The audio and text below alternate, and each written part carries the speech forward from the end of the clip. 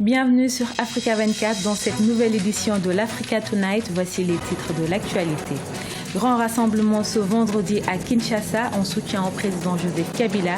Un meeting qui avait pour objectif de soutenir le processus électoral pour des scrutins apaisés en République démocratique du Congo. L'électrification du continent est en marche. Le président Alpha Condé, coordonnateur du plan d'électrification de l'Afrique, se dit optimiste quant à la concrétisation de ce projet. Deuil national au Bénin, l'ancien président Émile Darlin Zinsou est décédé dans la nuit de jeudi 27 juillet à vendredi. Il avait dirigé le Bénin de juillet 1968 jusqu'en décembre 1969. Mais avant de développer ces titres, rassemblement ce vendredi des partisans du président Joseph Kabila en République démocratique du Congo. En soutien au président congolais, ce meeting intervient 2 jours après le retour à Kinshasa de l'opposant historique Étienne Tshisekedi. Selon le secrétaire général du parti au pouvoir, ce rassemblement visait à soutenir l'élection du dialogue national voulu par le président Joseph Kabila. On écoute à ce propos la réaction de Félix Kabonge-Numbi, cadre de la majorité présidentielle. Aujourd'hui, c'est un grand jour pour la majorité présidentielle. On a voulu montrer à la face nationale et internationale que le peuple congolais aime Kabila. Il a élu en 2011 et Kabila est toujours l'homme le plus populaire, le leader de la RDC. Aujourd'hui, nous avons voulu manifester notre soutien à Joseph Kabila, inviter la population à l'enrôlement et pouvoir dire à tout le monde que la majorité présidentielle soutient le dialogue et le dialogue avec Dame Kodjo maintenant. Et nous invitons les autres à se joindre à ce dialogue pour la paix, pour la stabilité et pour les... Et sachez que l'opposition de son côté appelle à une manifestation ce dimanche pour réclamer le départ du président Joseph Kabila à l'expiration de son mandat en décembre prochain. À noter que le médiateur de ce dialogue, Edem Kodjo, a annoncé ce vendredi le report des travaux du comité préparatoire. Dans le cadre du 5e sommet Côte d'Ivoire-Burkina Faso qui se tient actuellement à Yamoussoukro, les présidents Alassane Ouattara et Roch-Marc Christian Kaboré ont présidé ce vendredi à l'ouverture de la conférence du sommet de la 5e traité d'amitié et de coopération liant leurs deux pays. Suite aux attaques terroristes qu'ont subies les deux pays, les chefs d'État burkinabés et ivoiriens souhaitent le renforcement de la coopération dans le domaine du renseignement pour une meilleure capacité de réaction et d'intervention. Au total, 17 accords de coopération dans divers domaines seront signés à ce sommet du TAC 5. L'Afrique subsaharienne affiche des taux d'électrification très bas. Le président Alpha Condé, coordonnateur du plan d'électrification de l'Afrique, souhaite une électrification totale du continent avec la mise en place d'un plan énergétique qui pourrait offrir une meilleure qualité de vie aux populations. Les explications de Paul de Singwe. Le projet est ambitieux et vise à doter l'Afrique d'une couverture totale en électricité. Coordonné par le chef de l'État guinéen, le professeur Alpha Condé, l'Agence africaine pour l'électrification devrait permettre au continent de passer d'un taux d'accès à l'électricité de 25% à 100% à l'horizon 2025. Nous n'allons pas seulement aux énergies renouvelables. Nous avons dit à Kigali, énergie mixte, c'est-à-dire si l'argent que nous donne l'Europe, ça sera pour financer l'énergie renouvelable. Mais pour qu'on aille vite, nous allons aussi employer l'énergie mixte, c'est-à-dire les pays financeront eux-mêmes l'énergie, soit avec le gaz, soit avec le charbon, mais à condition que ce soit l'énergie le moins polluante. Donc nous allons développer, marcher sur les deux pieds, l'énergie renouvelable, mais aussi l'énergie mixte. Et progressivement, l'énergie mixte va être remplacée par l'énergie renouvelable progressivement. Mais dans un premier temps, pour qu'on aille vite, il faut aussi qu'on utilise d'autres énergies. Près de 600 millions d'Africains vivent sans un accès direct en électricité. La mise en œuvre de ce plan énergétique pourrait donc offrir une meilleure qualité de vie aux populations et conduire le continent vers un développement économique sans précédent. Mais selon des experts, la réussite de ce projet nécessite d'importants moyens financiers. Il faudrait environ 5 milliards de dollars par an pendant 10 ans. Seul problème, pour l'heure, l'Agence africaine pour l'électrification ne dispose pas encore de cette somme.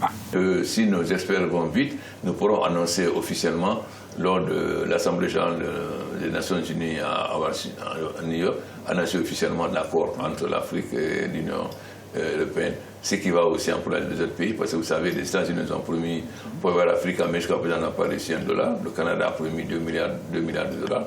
Nous pensons que si l'Afrique et l'Union européenne, l'Union africaine et l'Union européenne s'entendent et annoncent l'accord sur le financement sur 5 ans de 3 milliards d'euros chaque année, ça va aussi amener les autres à nous suivre. Donc je suis assez optimiste, étant donné l'engagement de l'Union européenne. Le projet d'électrification pour l'Afrique devrait être bouclé d'ici la COP22 qui se tiendra à Marrakech au Maroc.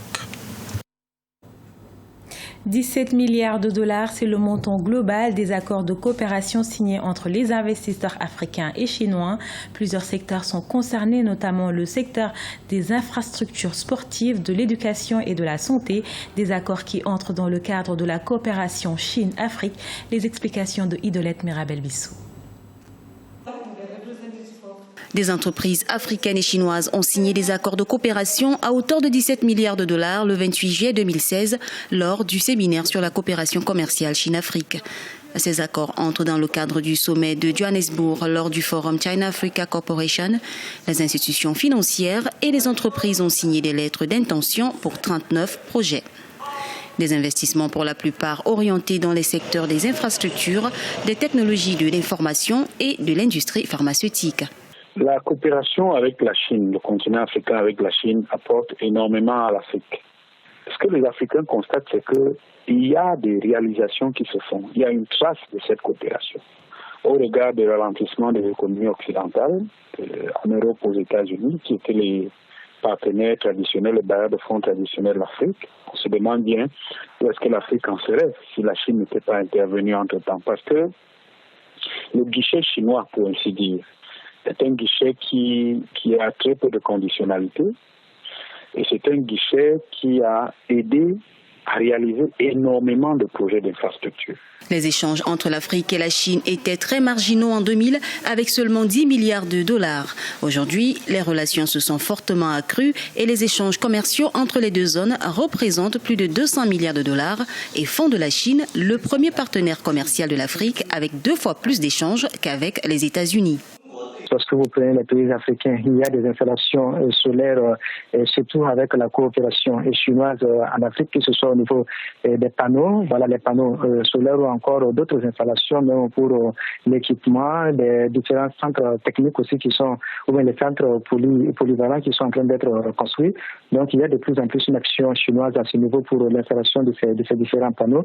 Et également au niveau de, quand vous prenez d'autres domaines comme les TIC, les nouvelles technologies de l'information et de la communication, il y a également de plus en plus une coopération chinoise à ce niveau. En 2015, lors de sa participation au sommet en Afrique du Sud, la Chine avait annoncé des engagements en faveur de l'Afrique pour près de 60 milliards de dollars. Des engagements que les autorités chinoises promettent de remplir malgré les défis économiques que rencontre le pays depuis la mi-2015. L'Afrique gagnerait, selon les experts, à diversifier son économie pour davantage équilibrer sa coopération avec la Chine. L'ancien président Émile Darlan Zinsou est décédé ce jeudi. Né le 23 mars 1918 à Ouida, à l'ouest de Cotonou, Émile Darlan Zinsou a été président de la République du Bénin de 1968 à 1969. Il est entré en politique en la faveur de l'accession du Bénin à la souveraineté internationale en 1960. Opposant du régime de feu général Mathieu Kérékou, l'ancien président avait 98 ans. On écoute à ce propos la réaction de Albert Thiévédré, ancien médiateur de la République du Bénin. À la veille de notre célébration de la fête de l'indépendance, c'est une nouvelle qui signale un destin accompli. Parce que Émile Darlan Zinsou a été avec Sourouligan Apiti, Libert Maga, Justin Obanegwe et beaucoup d'autres, et quelques autres, les créateurs de la République du Bénin. C'était en plus un homme d'une rare intelligence, d'un dévouement exemplaire qui a été présent dans toute l'histoire, quoiqu'il a occupé toutes les fonctions, sauf qu'il n'a jamais été député.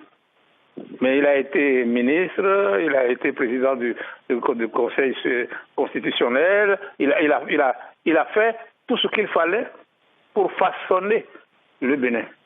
Mais il nous quitte à un moment où nous avons besoin d'exemples comme lui, de rigueur, de discipline. Je pense que le souvenir qu'il laisse est celui d'abord d'un homme qui a souffert pour son pays, qui a lutté pour son pays, mais qui était toujours ouvert aux autres. Je suis heureux que ce soit lui qui m'a conseillé de me saisir du rapport de la conférence nationale pour en faire une boussole pour le renouveau démocratique au Bénin. C'était le journal de la rédaction. Merci de votre fidélité. Restez sur Africa 24, l'information continue.